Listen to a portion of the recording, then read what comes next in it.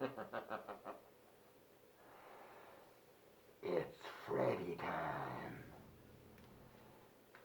Are you ready for Freddy? It's ultimate Neca figure time. Are you ready? It's ultimate Neca Freddy time. Ooh, are you ready? Hey folks, Kilt-Man here, Kilt-Man at your services. Now don't worry, do not adjust your sets. There's nothing wrong with the colour, the gamma on your monitor of choice. I really am this red. I look like a tribute to this guy, don't I? It's like I did it on purpose. I raspberry rippled myself. Not quite. Yes, the sun is out again. The sun in old Blighty. And I think you'll find that the sun in Blighty is just as strong as the sun anywhere else. But for some reason, in your own little part of the country, you think, oh, I'll be alright in this. I'll sit out for another hour. And then, yes, liberally flambéed. So, slightly. Anyway, it does kind of go in cahoots with what we're going to discuss right now. Because this guy again, we're still talking about Freddy. Of course we are. Now, I have covered A Nightmare on Elm Street and Freddy Krueger many, many times. And I kept forgetting that I had the Neca Ultimate figure from A Nightmare on Elm Street. So I thought, oh, I need to get him down and do a video on him. But as many of you know, there's a strange sort of vortex wormhole in Kilt Mansions, which has an unfortunate habit of sucking the things that I collect through into limbo land. Many, many items of tremendous merch and a lot of value to me have just gone. And yeah, you've guessed it, you're way ahead of me. I know, I've trained you well. The ultimate Neca Nightmare on Elm Street Freddy figure has gone. The box, the figure, and all the accessories. So I thought, well, no, I'm not going to give up. So like Poltergeist, I was going to go through on a rope. No, I wasn't going to do anything like that. What did I go and do? I bought another figure, didn't I? But I didn't buy the same figure because that would have been stupid. Because you know, the second that that arrived, I'd find the other one again. It would suddenly rematerialise. But no. So I bought the Ultimate Neca Freddy figure from A Nightmare on Elm Street Part 2, Freddy's Revenge. What a mouthful. I know. Not the best of Freddy movies. In fact, you know, I've said it before. Nightmare on Elm Street, the original, is a classic. Dream Warriors Part 3 is definitely, you know, a step up in the right direction, and it's okay. Part 4 has its moments, although I watched it again recently and I thought, oh dear, there's only a couple of moments where the cockroach arms, yeah, the Roach Motel, and Wes Craven's New Nightmare, which I think is a brilliant take on it, and it sort of paved the way for what Wes Craven was going to do with this whole Scream, breaking the fourth wall sort of thing, and self-referential and satire. So, but I do like that version a lot. So, why Freddy Part 2? Well, because, for one thing, he's wearing the right sweater. In the first movie, he hasn't got green stripes on his sleeves. We've discussed all that in one of the previous videos. But he does have one of the most frightening faces in that movie. David Miller did the initial makeup for A Nightmare on Elm Street, and he returned for a couple of other instalments. But for Freddy's Revenge, it's Kevin Yeager, and Kevin Yeager is the one that gave him that sort of hooked beak-like nose like a witch, and the pointier chin, and the more demonic scowl on his face. And that ties in with the movie. The movie is not that funny, and I like it for that reason. It's not a good film, but it's got a few worthy merits, which we'll discuss before we get to the figure itself. And it's very much more mean-spirited. Freddy Krueger isn't one of you. He's not a quipmeister. He's not like delivering one-liners all the time. There's a few, but it's not at all like what would follow in the next slew of movies. And so yeah, and people always say, well, this film doesn't work because it doesn't follow the lore, the mythos of Freddy. and the whole Elm Street, creation. Well, it doesn't. But then again, there was no lore or mythos. Wes Craven did the first movie, and as he said at the time of the release of Freddy's Revenge, he said, like, well, I gave it a beginning, a middle, and an end, and there was no further story to tell. I told the story. Where could I go? New Line gave me the script for Freddy's Revenge, and I just thought, no, that doesn't work. So it was given to Jack Shoulder. I do think it's a bit funny that Wes Craven had that attitude when only a few years before he'd done The Hills of Eyes Part 2, a sequel to his own classic 70s grunge fest, The Hills of Eyes, which is one of my favourites, survivalist horror, brilliant. And he made a sequel to that. How? Now, if ever there was a film with a beginning, a middle, and end, and nothing that could follow that ending, it was The Hills of Eyes. They're all killed. The only good cannibal has joined him. So what does he go and do with the sequel? He brings another family. It's just, no, don't get me started. I love The Hills of Eyes, but I truly detest The Hills of Eyes Part 2. It is garbage, and a much watered down version. So for Wes Craven to say, like, I wasn't going to go, I didn't think there was any value to a Nightmare on Elm Street sequel. And then because of what happened with Freddy's Revenge, which wasn't that well received in the US, although it did pretty well in Europe and in the UK, but it was then, well, okay, I'll come back for Part 3, Dream Warriors, and it's my baby, I know what I'm doing with this. And that was, of course, an immensely successful movie, and very enjoyable, but it's nowhere near, none of them are anywhere near as good as the original, none. But anyway, Freddy's Revenge, starring, I've forgotten his name, Mark Patton.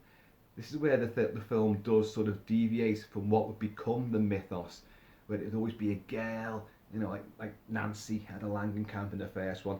It's a lad who, with his dad, played by the great B-movie stalwart Clu Gulager from Return of the Living Dead. Yes, they move into the Thompsons' old house, Nancy's old house, and it's set 5 years later. But rumours are, about what happened to the girl. She saw her boyfriend getting killed in the house opposite. That would be old Mr. Depp, of course. And she went mad and all of this. So they got all these rumours. The bars are still on the windows. You big clue there. You might as well move into the Amityville house or bloody the Myers house. Christ love, it's got bars on the window. Big clue. So they move in. He begins to have nightmares because Freddy's plan is to come out into the real world, and he's going to use Jesse, I think his name is, Mark Patton's character, Jesse. He's going to use him as a conduit into the real world because he wants. This is where it doesn't really work in the succession of movies. Freddy is the dream monster. Dreams and Limbo Land are his domain. The real world's not his. He's got no dominance there whatsoever. He has no powers in the real world. Nancy proved that, turns her back on him, But anyway, so this is why Wes Craven said, it doesn't really work for me, this. So they bring in Jack Shoulder who did The Hidden, and he does a workmanlike job of the movie. He says that at the time he didn't realise how homoerotic the film was. How he didn't realise. I mean, he's got the entire, the Blue Oyster Club from Police Academy, and you've got this terrible, nasty, bigoted sort of bully PT teacher, and who's picking on Jesse and his mate. Well, his sort of mate. They start off kind of antagonistic, played by Robert Russler, and who's from Weird Science and many other movies. But they were antagonistic. They were sort of rivals, but they become best buddies, and you don't really see how that evolves. But anyway, they get picked on by this PT teacher, who is the guy from Total Recall, the guy that has Kuatu, the mutant leader, who is actually in his chest, and he opens his shirt, and Kuatu comes out. Open your mind, put me back in the shirt, but open your mind, and all that kind of stuff. And he plays this clearly gay PT teacher who is bullying these two, but we see him in his gay fetish leather Joy Boy club, and then Freddy gets his revenge, or revenge for Jesse, on him by dragging him nude into the showers in the high school and whipping his buttocks with wet towels. This is Freddy Krueger. What's that about? And there's many other elements which kind of do take Freddy's Revenge out of the rest of the series of movies. But gore, there's a couple of transformations in it. You've got some demon dogs with strange heads, strange human heads, Rottweilers with human heads, and I've never really worked that out. But it does then sort of turn full circle, and Jesse's girlfriend. See, Jesse's meant to be the pussy at the high school, the one who gets picked on, but he actually does play sports. He was a bit of rough and tumble, and he's got a fit bird. He's got a fit bird as a girlfriend, so it doesn't really tie up, does it? You know what I mean? But so in the end, he becomes Freddy. Freddy's in him, and he's in Freddy, and they become one and the same. But his girlfriend, played by Kim Myers, will go to the old factory, the old disused factory that's where he took his kids to abuse and torture and all that. God, yeah. Don't forget, that's what Freddy Krueger is, folks. You know, he's a filthy paedophile. Not, you know, an icon of horror. Hey! But she goes there and she confronts Freddy, and she manages to destroy Freddy, and in an absolutely piss poor finale. It doesn't do anything.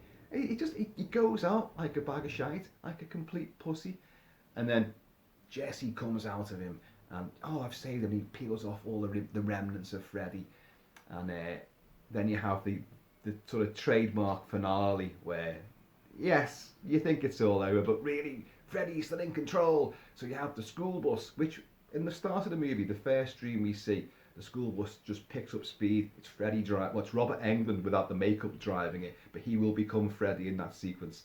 And they drive off the main road and into the desert, bumpy, bumpy, bumpy across the canyons and the rocks and the boulders, and then a huge chasm opens up. And it's a great visual effect. I really do love it. It's purely fantastical. And the school bus is stuck teetering on a huge pinnacle of rock in the middle of this gaping chasm, and down below it are all the fires and lavas of hell itself. And it's a great sequence, and of course the film sort of bookends that with that you think it's all over, but no, why is this bus picking up speed? And they're all kind of talking, hey, well, at least we survived. Yeah, but everything's okay now. Why is this bus getting faster? And then a gloved hand comes through the girl in a seat behind him, and then the bus goes off, bouncing into that desert and canyon all over again. Anyway, so that was Freddy's Revenge. Great score, playing, you probably can't hear it, it's in the background there, by Christopher Young. And it was Charles Bernstein who did the score for the original Nightmare on Elm Street, one of the best horror scores that there is. And then Christopher Young is one of the best horror composers. He was fantastic, come on board for this. And what he does is a completely different sort of thing. And you might hear it, you might not. But he incorporates whale song into it, which gives it a really weird, warped quality, very haunting and spectral. And that goes along with the more serious aspect of Freddy's Revenge, because it's a darker, more mean-spirited movie. Hang on a minute. It's also got an exploding budgerigard, hasn't it? Yeah, the budgie gets possessed by Freddy and flies round and rips Clu Gulager's face, and then it bursts into flames. It's a budgie. Who are you trying to kid? There's nothing terrifying about a budgie. I know. My wife grew up with budgies, and she'd go like, oh, budgies, they're unpredictable. That beak, it can do some damage. It's not exactly a terrifying creature though, is it? Cheers, y'all. So, anyway, Neca. Here it is now. Freddy's Revenge. Once again, the uber cool box that Neca always put out. The window box. Well, I'll open it in a minute. But there's the fantastic cover, which is the poster for the movie. Round the back, you've got some imagery of the figure itself on the school bus. You can see they're the demon dogs there. Hope you can pick it up in this light. And different pictures of Freddy as the figure itself. Of course, in this movie, he does have, although he has the razor gloved, glove, but he also has a sequence where the claws actually come out of his fingers, the end of his fingers, which again, you don't really want to see that. You want to see the glove. That's the iconic look. But it's in the movie, but he does have the glove as well. So anyway, and the figure reflects that. Let's open the window. Whoa, look at that. There is Freddy. There's the image of Freddy from the pool party. You're all my children now. where he literally does leap into the real world. He's used Jesse to bring him forth into the real world, and he kills a few kids. Everyone raves about that scene. When you watch it now, it's not that good. He just doesn't do a great. He just stands there. He does gut a couple of people, does electrify and the fences and all that. And then the best moment is he walks off, pure gangster mode, just struts through, cuts a swathe through the party goers, like the party in the Red Sea, and then walks through the trellis in a ball of flame. And then he's gone. That's it. There's his big moment. When you watch it now, it ain't that big. But there he is, with the flames behind him. You're all my children now, he says. And this figure has the flames. We'll come on to this. There you can see there's alternate heads for him. There he is, the figure in all his glory there. Claws. You've got a different hand with the finger knives like growing out of the hand. And you've got the two dogs, as I say. What else have you got?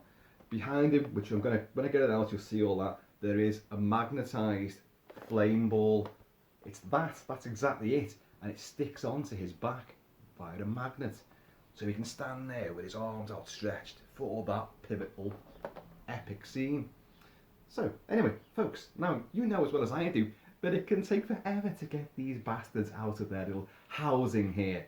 So, you'll have to rejoin me once I finally rescued him from the confines of cardboard, plastic and other stuff. Twine bits. Gonna see you all very shortly.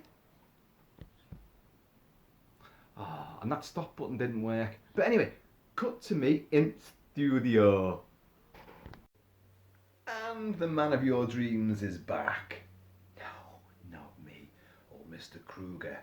I've now prized him free from his cardboard incarceration, and he's here in all his plastic and highly articulated detail and glory. So, first of all, the eagle-eyed amongst you will notice that yet again I have a different t-shirt on. What's happening? This video just seems to take day after day after day, and costume changes. So there you go. Yeah, the man of your dreams is back. And what's on the inside there, you can't really make that out at all, but the backing piece of card, it's, for the window dressing with your figure, and he stands in front of this. What is that? That is from the pool party, when he makes his grand entrance, and the pool begins to steam and boil and froth and become effervescent and begins to boil all those who are enjoying themselves within it. So that's a depiction of that, and it's okay.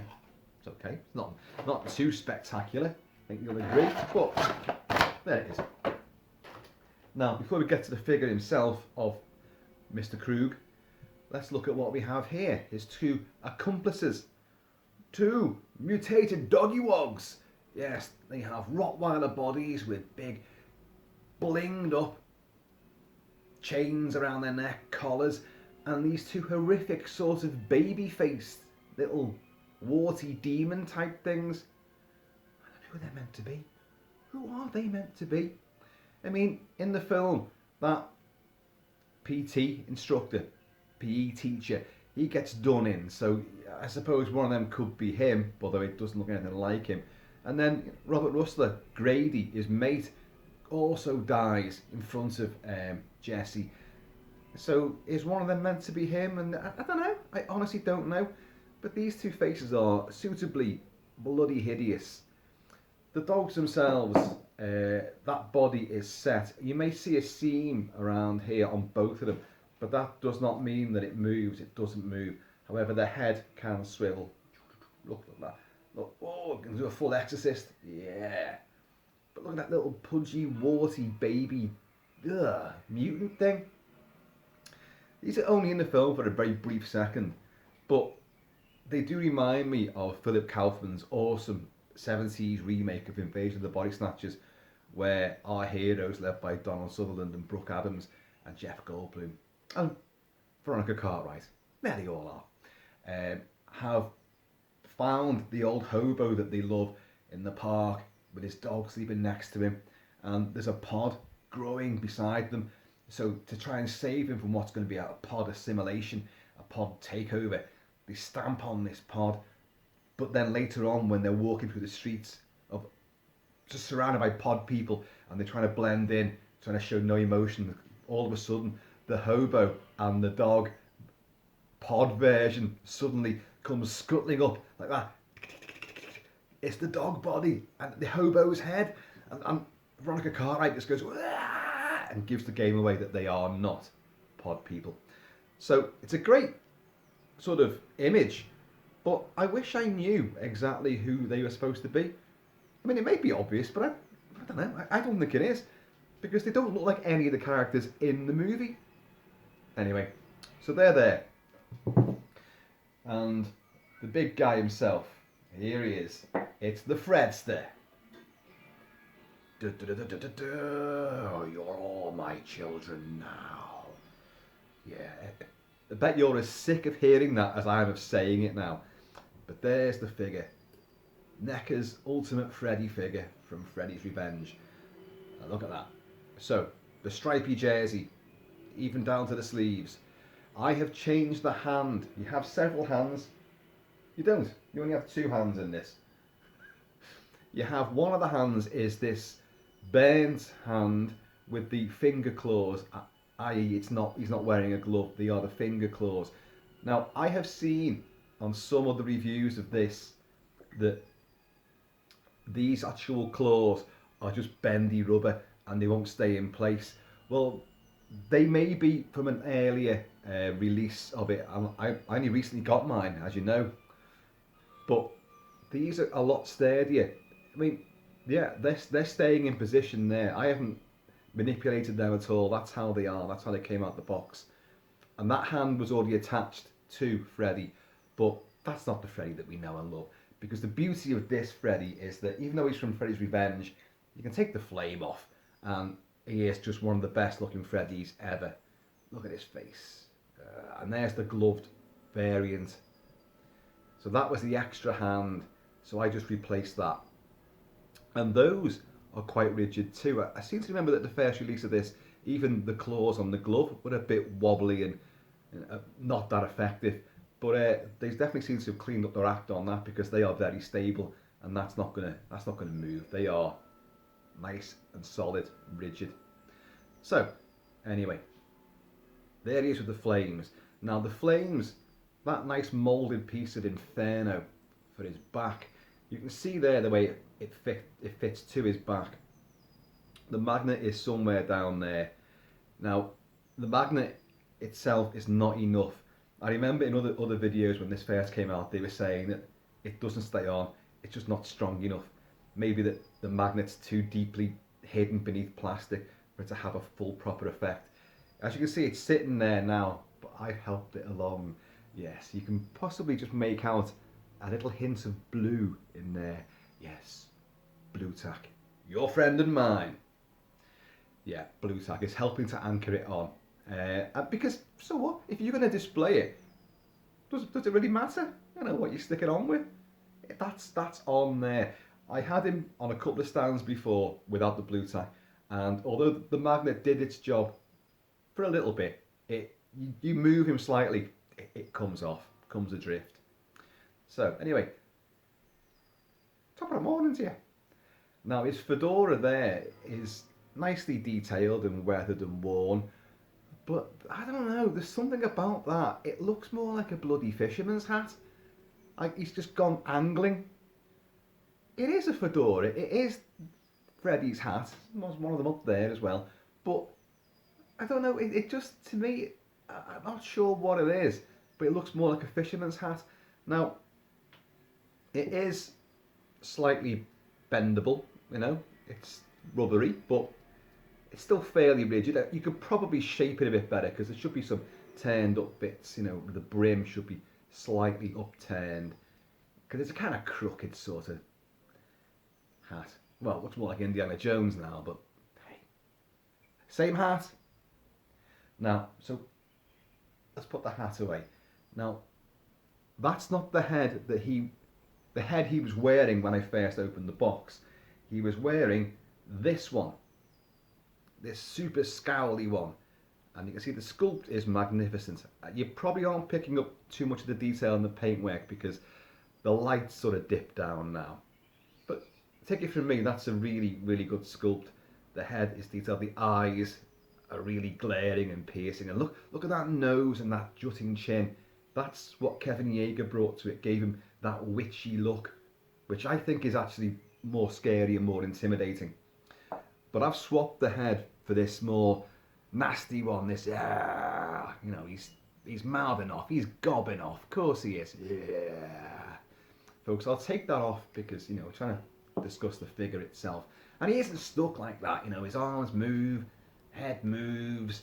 He's got some nice sort of pelvic action as well, which when you see Freddy walk, especially in that scene where he walks off from the pool party and he strides off, struts like a gangster with a swagger, well, that's how you get it.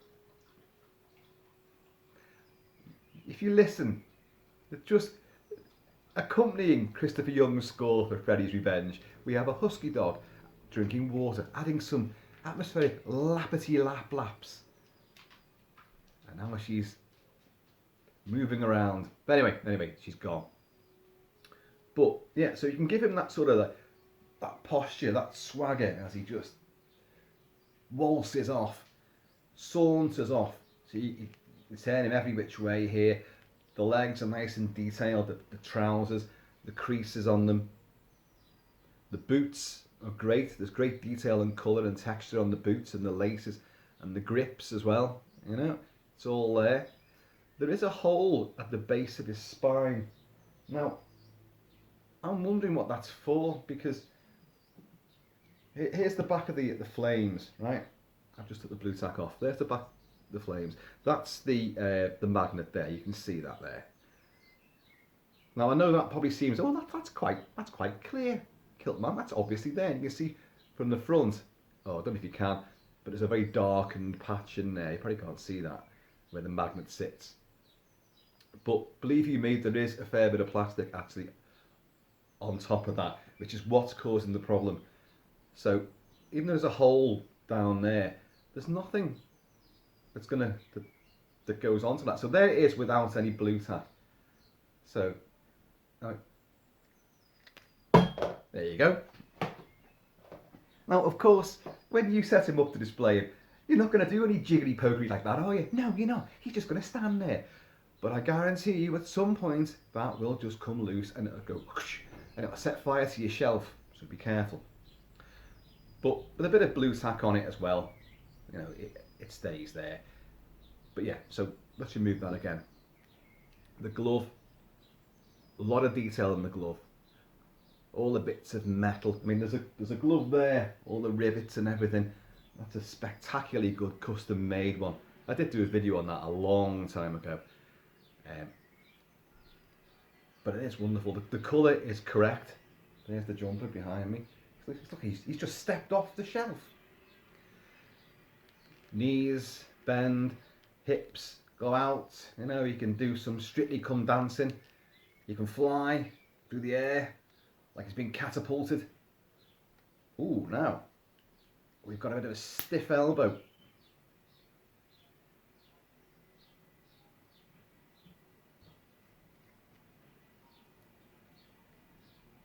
We have a broken arm, folks. A broken arm. You saw it here first. That's a bit of a bummer, isn't it? And you can see the hinge joint on that. And you can see where the little ball was, which it fits onto. Now that, because you should be able to flex and bend that. So now, I'm going to have to be very careful bending that one. In fact, I'm not going to do it. I'm not going to do it. You know what? I had a feeling this was going to go wrong. The very fact that the other figure went missing and I then had to go and buy another one. This just had bad juju all over it. This video is drenched in bad karma. Watch as I lean back and impale myself on the finger knives over there. Christ. I'm not worried, folks. I'm not worried. It's not like I made him money or not like that, but, oh, I'll just get another one. No, I'm going to have to glue that on. And, because the main, I am going to have him displayed like that. Well, not like that, but you know what I mean. He's going to have the claws out like there. Oh, that's put paid to doing a lot of the reenacting I was going to do. Bastard. Damn you, Neca. And I know some people are going to go, oh, you should have put a hairdryer on that first to loosen up the joints and all that. Well, really? Really? You shouldn't have to do that, should you? Every other joint's working. Well, I'm saying that. I'm not trying that one, just in case that goes friggin' tits up and I've got another unlooked for amputation. But back on the heads, there's a sequence in it where he says to, well, he's been brought, or he's coming forth into the world, and he says to Jesse, you're the body, I'm the brains. And he peels half of his scalp back to reveal the pulsating brain beneath, and there you have that on the other.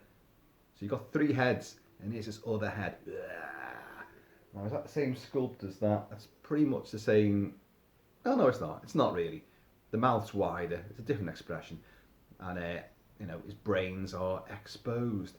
So you've got that. It's a nice touch. I don't know if you'd ever actually use that one. Well, that's up to you. I personally, out of all the heads here, that one, the one, the brainy one, that one. There's the brain, sorry. I prefer that one. Just he's got a more sinister, malevolent look there. You've got that witch look. The ear should be chewed over and bent and slightly blackened. The right ear on all of them, because that's the more damaged ear. I'm just checking now. It definitely is on that one. Not so much on that one. I mean, I don't know. Maybe it's just, I don't know.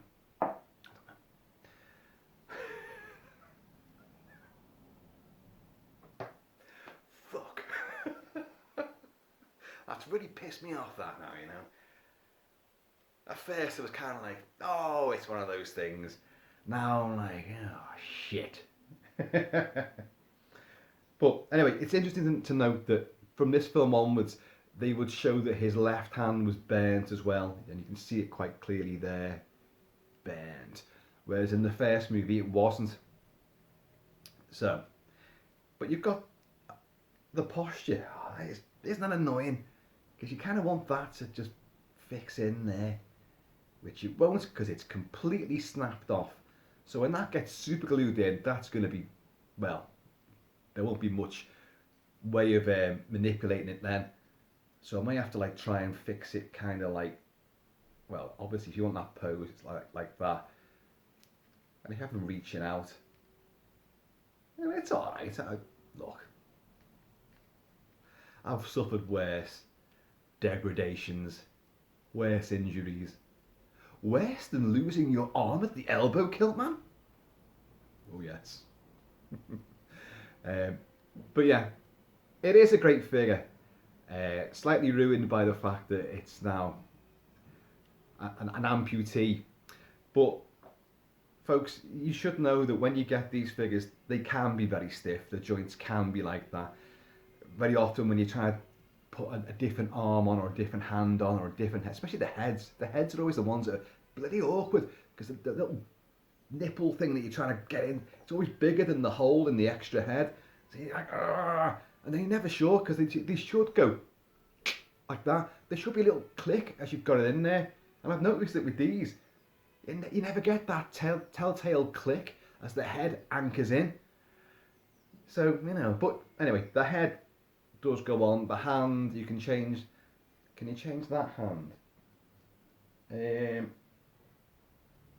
Well, that hand will come off, but what would you change it to? Because there's no other left hand.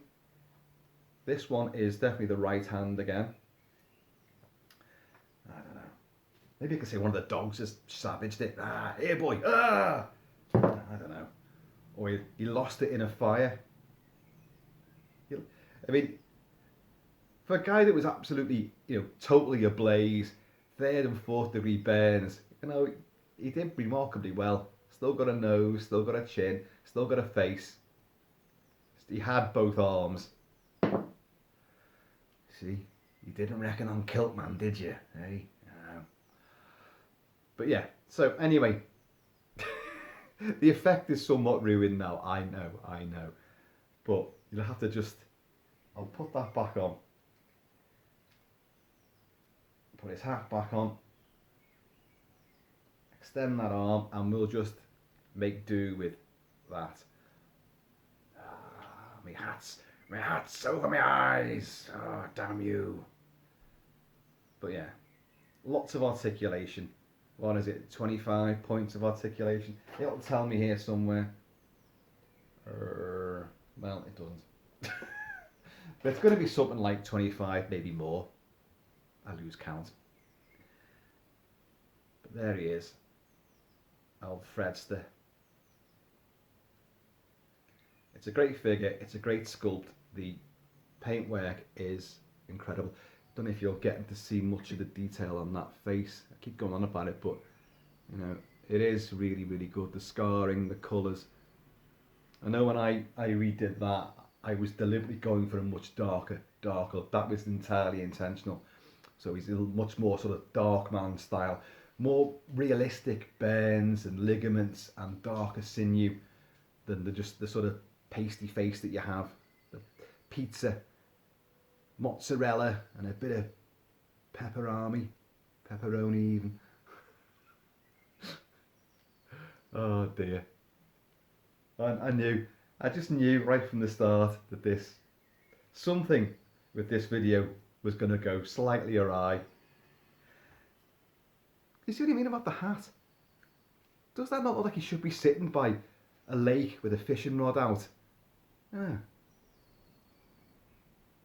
Something about that, I can't quite put my finger on why that hat doesn't look right and why it reminds me more of a fisherman's hat than it does of a Freddy battered fedora. I don't know. Anyway, folks, I'm fed up with this. You don't normally hear me say that. Let's just go through the heads again. There's a head. That's the super scowly one. Yeah, that's the one that just realised he's had his fucking arm ripped off. Oh, you bastard. There's the other. Ah! Brains. Yeah. There you go. The ghastly hand with the finger claws. That's all nice and burnt as well. It's very detailed. Very, very detailed. And they are nice and rigid. Unlike earlier ones. The crazy dogs. It's an absurdist, frightening image. One's definitely got more studs on his collar than the other one. Speaking of dogs, that's the husky rattling round at its food trays now. There they are, hideous, yeah. And the gloved hand, fantastic. Nice pose on it as well. You can't move them around, and I'm not even going to try. But anyway, there you go. And there's the husky wanting to go out. So at this point in time, folks, I'm going to call it a day. This has been a fucking travesty. I'm now going to go and get the super glue. Anyway, in the meantime, and this impromptu, DIY, amputational in-between time, please keep it Celtic, keep it Celtic. Look after your goddamn action figures, and they will look after you. And I'm going to see you all.